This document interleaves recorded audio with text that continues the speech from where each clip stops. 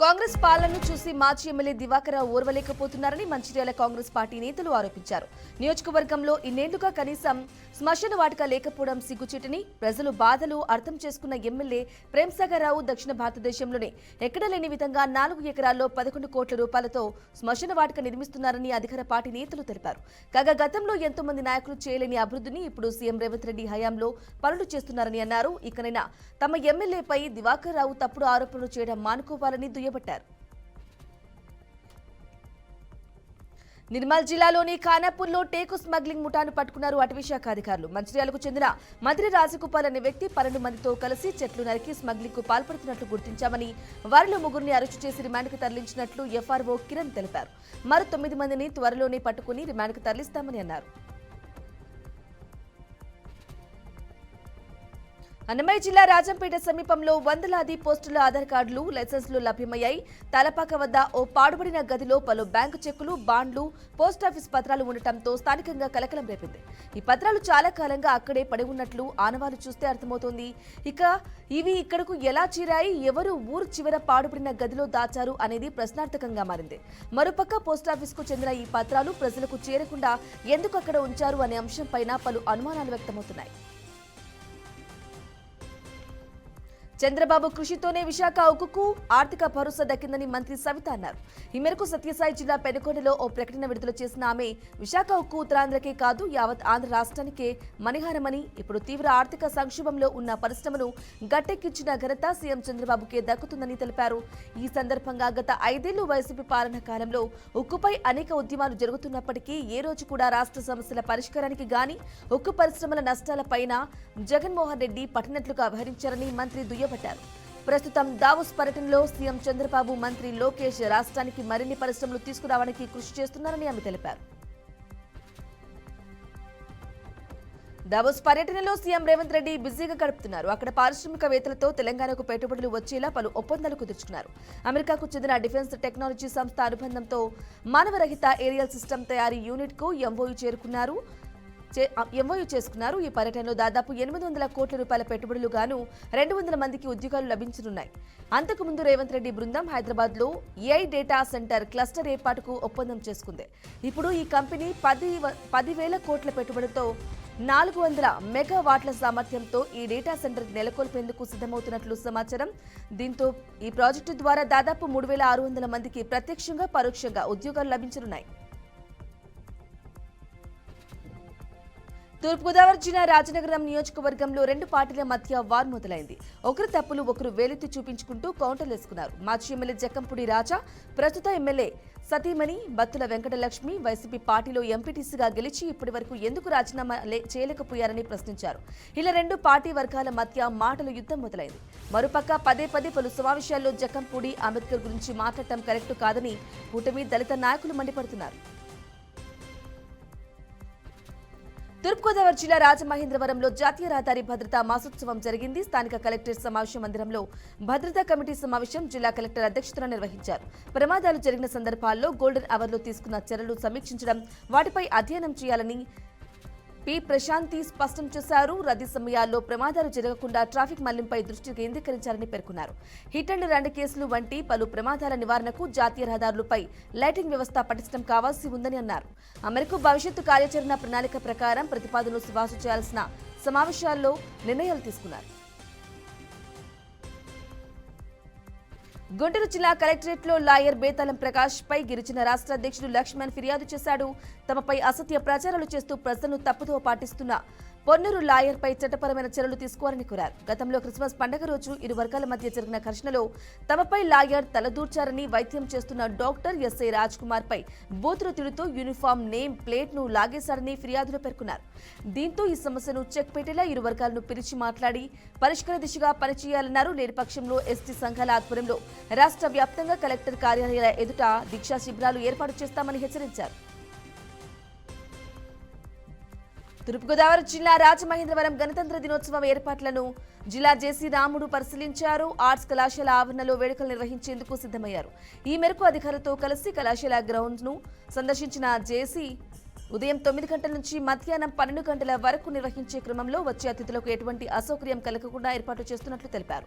వేడుకలో భాగంగా రాష్ట్ర ప్రభుత్వం వివిధ శాఖల ద్వారా అమలు చేస్తున్న సంక్షేమ అభివృద్ధి కార్యక్రమాల సమాహారంగా శాఖలు శకటాల ప్రదర్శన స్టాల్స్ ఏర్పాటు చేస్తున్నట్లు తెలిపారు.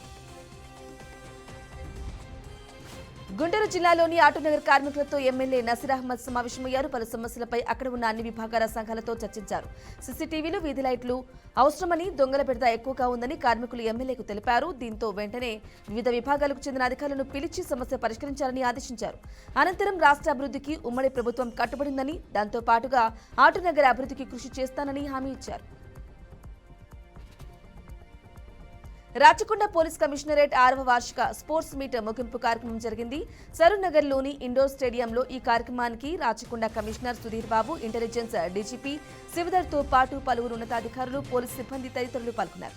3 రోజుల పాటు జరిగిన కార్యక్రమాలు క్రీడా పోటీలకు 28 టీమ్స్ పాల్గొని విజేతలుగా నిలిచిన వారిని కమిషనర్ అభినందించారు. ప్రతి ఒక్కరూ క్రీడలతో శారీరక దృఢత్వంను పొందవచ్చన్నారు.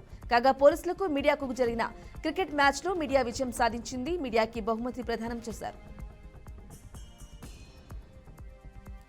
ట్రాఫిక్ రూల్స్ కు అనుగుణంగా వాహనాలు నడిపితే ప్రమాదాలు దరిచేరవని పొద్దుటూరు ట్రాఫిక్ సిఐ దేవకుమార్ అన్నారు. పట్టణంలో 36వ జాతీయ రహదారి భద్రతా మహోత్సవాలను ఆర్డీఓ మురళీధర్తో కలిసి నిర్వహించారు.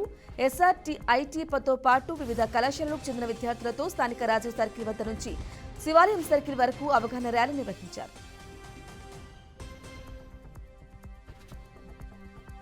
కాకినాడ జిల్లా కొత్తపల్లి మండలంలో భూ బాధిత రైతులు ఆందోళన చేశారు. మూలపేట, పొన్నాడ, రమణక్కపేట, శ్రీరామపురం పంచాయతీల్లో తమ అసైన్మెంట్ భూములు కోల్పోయామని వాపోయారు. దానికి గాను తమకు నష్టపరిహారం అందజేయాలని కోరుతూ జేసీ ఆధ్వర్యంలో జిల్లా కలెక్టర్ షాన్ మోహన్ కి రైతులు వినతి పత్రం సమర్పించారు. తమ న్యాయమైన డిమాండ్లు నెరవేర్చకపోతే ఉద్యమిస్తామని తెలిపారు. జగంపేట నియోజకవర్గంలో జిల్లా కలెక్టర్ సన్మోహన్ సగ్లీ పర్యటించారు. కిల్లంపూడి మండలంలోని సామాజిక ఆరోగ్య కేంద్రాన్ని పరిశీలించిన అనంతరం మండలంలోని బురుగుపూడిలో సచివాలయాన్ని, చెత్త నుండి సంపద తయారీ కేంద్రాన్ని సందర్శించారు. ఈ క్రమంలో పశు వైద్యశాల ఆవరణంలో చెత్త ఉండటంపై వెటర్నరీ ఏడి తాతయ్య, ఎంపీడీఓ ఏవీఎస్ చంద్రశేఖర్పై కలెక్టర్ మండిపడ్డారు. అదేవిధంగా ప్రభుత్వ కార్యాలయాల పరిసరాలను పరిశుభ్రంగా ఉంచుకోవాలని అధికారులను ఆదేశించారు. జిల్లాలో పోలీసు కృషి, పనితీరు అభినందనీయమని డీజీపీ ద్వారక తిరుమలరావు అన్నారు. కర్నూలు జిల్లాలో పర్యటనలో జిల్లా పోలీస్ కార్యాలయంలోని వ్యాస్ ఆడిటోరియం దగ్గర పోలీసు నుండి గౌరవవందనం స్వీకరించారు. అనంతరం వ్యాస్ ఆడిటోరియం ఎదుట మొక్కలు నాటారు. సైబర్ నేరాల కట్టడి చేయాలని, ముఖ్యంగా చిన్నపిల్లలు, మహిళలపై జరిగే లైంగిక నేరాలను అరికట్టాలని జిల్లా పోలీసు అధికారులను సూచించారు. నేరాల పట్ల పోలీసులను బృందాలుగా ఏర్పడి ఛేదించాలన్నారు. అవసరమైతే క్రైమ్ రివ్యూ విషయంలో టెక్నాలజీ వాడుకోవాలని, విషయాలను, కేసులు త్వరితగతిన పురోగతి సాధించాలని డీజీపీ ఆదేశించారు. నంద్యాల జిల్లా ఆలకట్ట నూతన డీఎస్పీగా కొలికపూడి ప్రమోద్ పదవీ బాధ్యతలు స్వీకరించారు. ఈ సందర్భంగా సబ్ డివిజన్లోని పోలీసు అధికారులు, సిబ్బంది ఘనంగా స్వాగతం పలికారు. అనంతరం ఆలకట్ట పోలీసు సబ్ డివిజన్ పరిధిలో శాంతి భద్రతల సంరక్షణలో రాజీ లేకుండా పనిచేస్తానని, ఆ సంఘ కార్యకలాపాలపై ప్రత్యేక దృష్టి సారిస్తామని డీఎస్పీ తెలిపారు. కర్నూలు జిల్లా ఎంగనూరులో శ్రీ నీలకంఠేశ్వర స్వామి జాతర ఉత్సవాలు జరుగుతున్నాయి. ఈ సందర్భంగా మాజీ మంత్రి బీవీ మోహన్ రెడ్డి జ్ఞాపకార్థం ఎమ్మెల్యే బీవీ జయనాగేశ్వర రెడ్డి ఆధ్వర్యంలో క్రీడలు జరిగాయి. అందుకు సహకరించిన దాతలకు, ఆర్గనైజర్లు, పోలీసులు, మీడియా, రైతులు, క్రీడాకారులు, కళాకారులు, ప్రజలకు ఎమ్మెల్యే ధన్యవాదాలు తెలిపారు. రాష్ట్రంలో కూటమి ప్రభుత్వం క్రీడలకు ప్రాధాన్యత ఇస్తుందని స్థానిక టీడీపీ నాయకులు సంతోషం వ్యక్తం చేశారు. కర్నూలు నగర సంస్థ ఆర్థిక సంవత్సర అంచనాల బడ్జెట్ను స్థాయి సంఘం ఆమోదించింది. మున్సిపల్ కార్యాలయంలో మేయర్ రామయ్య అధ్యక్షతన స్థాయి సంఘ సమావేశం నిర్వహించారు. ఇందులో సుమారు 291.67 కోట్ల రూపాయల బడ్జెట్కు రూపకల్పన చేశారు. అదేవిధంగా 2 తీర్మానాలకు స్థాయి సంఘం ఆమోదం తెలిపింది. అమృత్ 2 పథకంలో భాగంగా పలు అభివృద్ధి పనులకు గాను వివిధ శాఖలకు వేతనం చెల్లింపునకు ఆమోదం తెలిపారు. కార్యక్రమంలో కమిషనర్ రవీంద్రబాబుతో పాటు తదితర నగరపాలక సంస్థ సిబ్బంది పాల్గొన్నారు. నాగర్ కర్నూలు జిల్లా కల్వకుర్తి ఊరుకొండ గ్రామ సభలో అధికారుల, గ్రామస్తుల మధ్య ఉగ్రత చోటు చేసుకుంది. రైతు వేదిక గ్రామ సభలో ఇంద్రమ్మ ఇల్లు, కొత్త రేషన్ కార్డులు, రైతు భరోసా, ఇంద్రమ్మ ఆత్మీయ భరోసా వంటి పలు పథకాలు లిస్టులను అధికారులు విడుదల చేశారు. అర్హులందరికీ సంక్షేమ పథకాలు వర్తింపజేయాలని అధికారులకు గ్రామస్తులు కోరగా అందుకు కొందరికి ఇస్తామని అధికారులు అనడంపై గ్రామస్తులు ఆగ్రహం వ్యక్తం చేశారు. ఇలాంటి షరతులు పెట్టి గ్రామంలో మొత్తం కేవలం 50 మందిని అర్హులుగా తీసుకోవడం సరికాదని వాపోయారు. తెల్లాపూర్ మున్సిపల్ చైర్మన్ లలిత సోమిరెడ్డి సంచలన ఆరోపణలు చేశారు. సంగారెడ్డి జిల్లా తెల్లాపూర్ మున్సిపాలిటీ పరిధిలోని అభివృద్ధి కార్యక్రమాలను ఎమ్మెల్యే గూడెం మహిపాల్ రెడ్డితో కలిసి ప్రారంభించిన చైర్మన్ కాంగ్రెస్ బీఆర్ఎస్ మధ్యలో మున్సిపాలిటీ కమిషనర్ సంగారెడ్డి చిచ్చు పెడుతున్నారని ఆరోపించారు. మున్సిపల్ అభివృద్ధి విషయంలో కమిషనర్ సంగారెడ్డి సహకరించకుండా రాజకీయాలు చేస్తున్నారని మండిపడ్డారు. మహిళా చైర్మన్ అని కూడా కనీస గౌరవం ఇవ్వకుండా ప్రభుత్వ కార్యక్రమాలకు కమిషనర్ ఆహ్వానించడం లేదన్నారు. చైర్మన్ దుయ్యబట్టారు. అర్హులందరికీ సంక్షేమ పథకాలు అందేలా ప్రభుత్వం ప్రజాపాలన గ్రామ సభలు అని సంగారెడ్డి జిల్లా కలెక్టర్ క్రాంతి అన్నారు. చౌటకూరు మండలం బద్రిగూడెం గ్రామంలో ఏర్పాటు చేసిన గ్రామ సభకు కలెక్టర్, అదనపు కలెక్టర్లు చంద్రశేఖర్లు వేర్వేరుగా పాల్గొన్నారు. ఈ సందర్భంగా ఆయా గ్రామాల్లో ఏర్పాటు చేసిన గ్రామ సభలు సందర్శించారు. ఈ నెల 26 నుండి ప్రభుత్వం ప్రతిష్టాత్మకంగా అమలు చేయనున్న రైతు భరోసా, ఇందిరమ్మ ఇల్లు, రేషన్ కార్డులు, ఇందిరమ్మ ఆత్మీయ భరోసా వంటి పథకాల కింద లబ్ధి పొందేందుకు గాను అర్హులైన ప్రతి ఒక్కరూ గ్రామ సభను సద్వినియోగం చేసుకోవాలని గ్రామస్తులకు సూచించారు. మెదక్ జిల్లాలో రోడ్డు భద్రతా మాసోత్సవాలు జరిగాయి. జిల్లా రవాణా శాఖ ఆధ్వర్యంలోని మెదక్ జూనియర్ కళాశాలలో వివిధ పాఠశాలల విద్యార్థులకు అవగాహన కల్పించారు. ఈ కార్యక్రమంలో కలెక్టర్ రాహుల్ రాజ్, ఎస్పీ ఉదయ్ కుమార్ రెడ్డి పాల్గొన్నారు. అనంతరం రోడ్డు భద్రతా నియమాలకు సంబంధించి ప్లకార్డులు పట్టుకుని కళాశాల నుండి రామ్దాస్ చౌరస్తా వరకు భారీ ర్యాలీని అధికారులు జెండా ఊపి ప్రారంభించారు. ఇందులో భాగంగా రోడ్డు ప్రమాదాలు జరిగినప్పుడు బైక్ వాహనదారులకు రక్షణకు ఖచ్చితంగా హెల్మెట్ ధరించాలని కలెక్టర్ తెలిపారు. నెల్లూరు జిల్లాలోని కావలి మున్సిపల్ కమిషనర్ శ్రవణ్ కుమార్ అధ్యక్షతన సమావేశం నిర్వహించారు. మున్సిపల్ పరిధిలోని ప్రజలందరూ ఇంటి పన్ను బకాయిలు, నీటి పన్ను బకాయిలు తక్షణమే చెల్లించి స్థానికంగా అభివృద్ధికి ప్రజలు సహకరించాలని కమిషనర్ కోరారు. సచివాలయం సిబ్బంది నిర్వహిస్తున్న పలు రకాల సర్వేలను కూడా సహకరించాలని సూచించారు. ప్రకాశం జిల్లా గిద్దలూరు మండలం కేసుపల్లిలో ఓ ఘటనపై పోలీసులు ఇప్పటి వరకు దర్యాప్తు చేపట్టలేదు. బాధితులు సరైన సమాధానం చెప్పకపోవడంతో గత 3 రోజుల క్రితం పోలీస్ స్టేషన్ ముందు ధర్నాకి దిగారు. ఈ ఘటనకు సంబంధించి గత సంవత్సరం అక్టోబర్లో ఈతకు వెళ్లి గడ్డం ఆనంద్ అనే వ్యక్తి మృతి చెంది సంచలనం రేపింది. దీనిపై బంధువులు అనుమానాస్పద మృతిగా భావించి పోలీసులకు ఫిర్యాదు చేశారు. అప్పటి నుండి పోలీసులు ఆ కేసులో నిర్లక్ష్యం వహిస్తూ పొంతలలేని సమాధానంతో దాటవేస్తున్నారని బంధువులు ఆరోపిస్తున్నారు. ఆనంద్ మృతి మర్డరా లేక ప్రమాదమా అనేది తేల్చి దోషులను పట్టుకోవాలని వారు డిమాండ్ చేస్తున్నారు. తిరుపతి జిల్లాలోని పలు అభివృద్ధి కార్యక్రమాలపై అధికారులతో ఎమ్మెల్యే అరణి సమీక్ష నిర్వహించారు. ఈ సమావేశంలో corporation commissioner TUDA, vice chairman Maurya అధికారులతో పాల్గొన్నారు. పట్టణంలోని సుందరీకరణ పనులు, కమర్షియల్ కాంప్లెక్స్ నిర్మాణ పనుల గురించి చర్చించారు. ప్రభుత్వానికి ప్రతిపాదనలు పంపి నిధుల సేకరణకు చర్యలు చేపట్టి పనుల వేగవంతం చేసేలా సకాలంలో పూర్తి చేయాలని అధికారులను ఎమ్మెల్యే ఆదేశించారు. దానికి సంబంధించిన నిధులను మంజూరుకి ప్రభుత్వం నుంచి కృషి చేసేందుకు అధికారుల తోడ్పాటు కావాలని కోరారు. ప్రకాశం జిల్లాలో దళిత సంఘాల నాయకులు ఆందోళన చేపట్టారు. జాతిని అవమానించిన డీఆర్ఓపై శాఖాపరమైన చర్యలు తీసుకోవాలని ఎంఆర్పీఎస్ నేతలు డిమాండ్ చేశారు. దీనిపై మార్కాపురం సబ్ కలెక్టర్కు ఫిర్యాదు చేశారు. ఎస్సీ వర్గీకరణ అంశంపై అనంతపురంలో కుల నాయకుల అభిప్రాయాలను తీసుకుంటున్న క్రమంలో డీఆర్ఓ మలుల పేకాట ఆడటం ఎంతవరకు సమంజసమని ప్రశ్నించారు. 30 సంవత్సరాల నుంచి ఉద్యమం చేస్తుంటే తమను అవమానిస్తున్నారని మండిపడ్డారు. తక్షణమే ప్రభుత్వం అతనిపై చర్యలు తీసుకోవాలని కోరారు. డిజిటల్ అరెస్టు ముసుగులో అమాయకుల్ని మోసం చేస్తున్న ముఠా గుట్టు రట్టు చేశారు తిరుపతి జిల్లా పోలీసులు. ఢిల్లీ సిబిఐ అధికారులమని బెదిరించి మనీ లాండరింగ్ పేరుతో 200 కోట్ల రూపాయల అక్రమాలకు పాల్పడ్డారు. తిరుపతి పట్టణంలోని త్యాగరాజ్ నగర్ కు చెందిన ఓ మహిళ నుంచి 2,50,00,000 రూపాయలు నొక్కేసిన కేటుకాలు నిందితురాలి ఫిర్యాదుతో పోలీసులు రంగంలోకి దిగారు. రాజమండ్రికి చెందిన ప్రధాన నిందితుడి వినయ్ కుమార్, అతని సోదరుడు వైజాగ్ కు చెందిన అరుణ్ గా గుర్తింపు అదుపులోకి తీసుకుని వారి వద్ద నుంచి 24.5 లక్షల రూపాయల నగదు, 2 సెల్ ఫోన్లు, ల్యాప్టాప్స్, ఒక కారు స్వాధీనం చేసుకున్నారు. శ్రీకాకుళం జిల్లాలో లైంగికంగా వేధింపులకు పాల్పడ్డ నిందితుడిని అరెస్టు చేశారు పోలీసులు. సంక్రాంతి సెలవులకు సచివాలయంలో పనిచేస్తున్న ఓ యువ ఉద్యోగి సొంత ఊరికి వెళ్లాడు. తన సమీపంలో ఉండే 8వ తరగతి చదువుతున్న అమ్మాయికి మాయమాటలు చెప్పి మేడపైకి తీసుకువెళ్లి లైంగిక వేధింపులకు గురిచేశాడు. బాధితుల ఫిర్యాదు మేరకు విచారణలో విషయాన్ని రాబట్టిన పోలీసులు అతగాడిని అరెస్టు చేసి కోర్టుకు తరలించారు. కాగా తల్లిదండ్రులు కూడా పిల్లలపై తగు జాగ్రత్తలు పెంచాలని, ఇటువంటి చర్యలకు అవకాశం లేకుండా పర్యవేక్షించాలని స్టేషన్ ఎస్ఐ సూచించారు. కృష్ణా జిల్లా ఉయ్యూరులో గుర్తు తెలియని మృతదేహం కలకలం రేపింది. స్థానికంగా ఉయ్యూరు శ్మశాన వాటిక పక్కన ఉన్న చెరువులో గుర్తు తెలియని మృతదేహాన్ని స్థానికులు గుర్తించారు. సమాచారం అందుకున్న పోలీసులు సంఘటనా స్థలానికి చేరుకుని కేసు నమోదు చేసుకుని దర్యాప్తు చేపట్టారు. తిరుపతిలోని తొండవాడ ఎన్టీఆర్ కాలనీలో సిసి రోడ్డు అభివృద్ధి పనులను శ్రీకారం చుట్టారు. జిల్లా కలెక్టర్ వెంకటేశ్వర్తో కలిసి ఎమ్మెల్యే పులివర్తి నాని పనులను భూమి పూజ చేసి శిలాఫలకాన్ని ఆవిష్కరించారు. సుమారు 35 వివిధ రకాల అభివృద్ధి కార్యక్రమాలకు గాను 12,82,00,000 రూపాయలతో పనులను ప్రారంభించారు.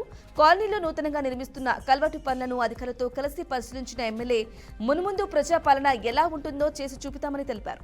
ఈ కార్యక్రమంలో జిల్లా స్థాయి అధికారులు, కూటమి ప్రభుత్వం నాయకులు, కార్యకర్తలు పాల్గొన్నారు.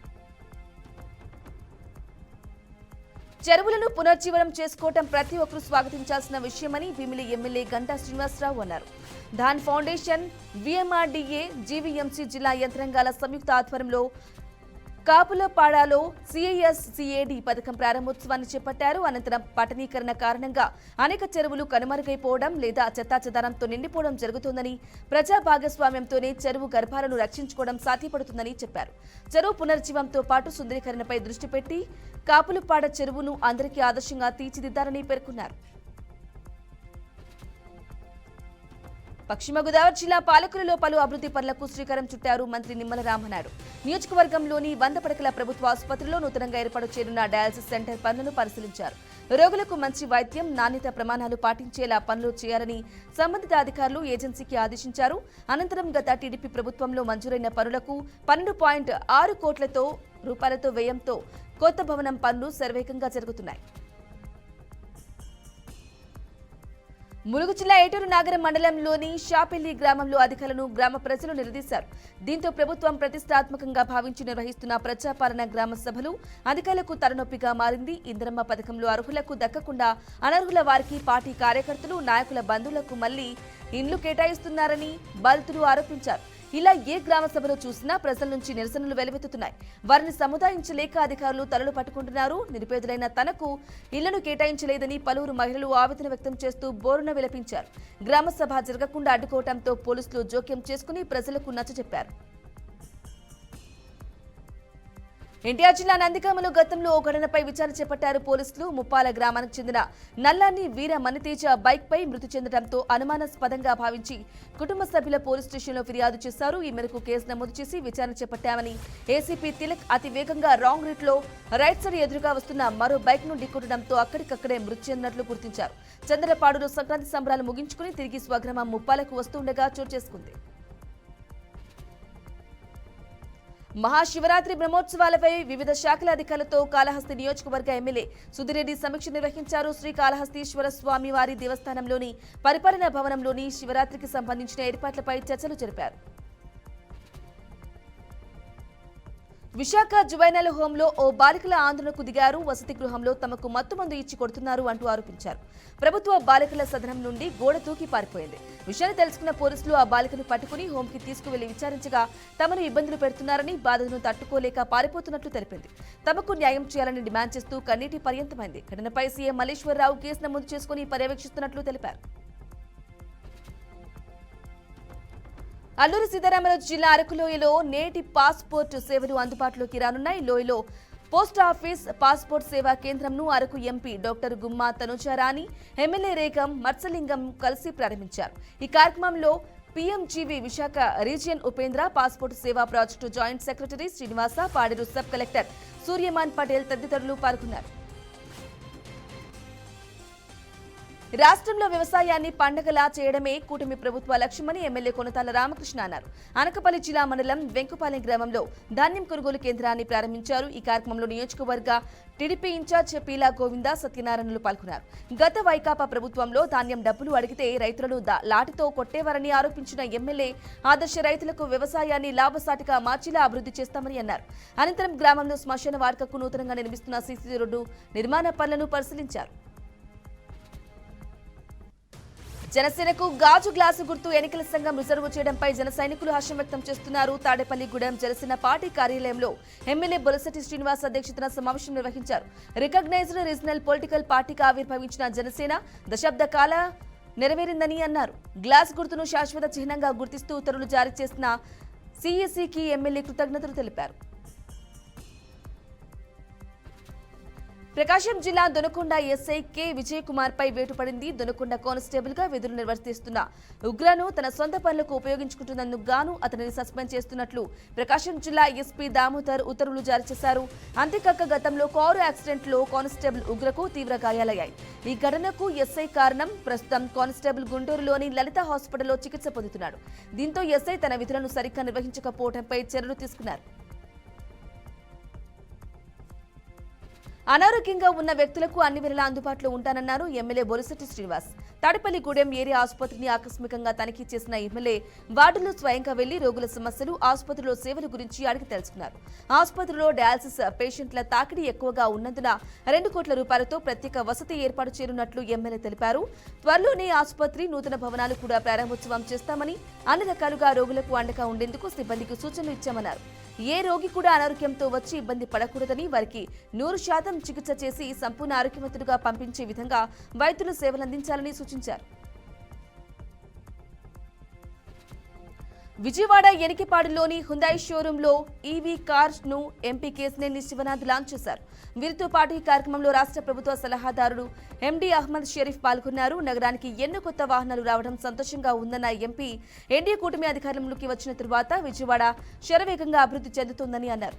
ప్రపంచం మొత్తం ఈవీ వెహికల్స్ వైపు చూస్తున్నందున విజయవాడ పట్టణం కూడా గ్రీన్ ఎనర్జీ సిస్టంతో అభివృద్ధి చెందేలా కృషి చేస్తున్నట్లు తెలిపారు.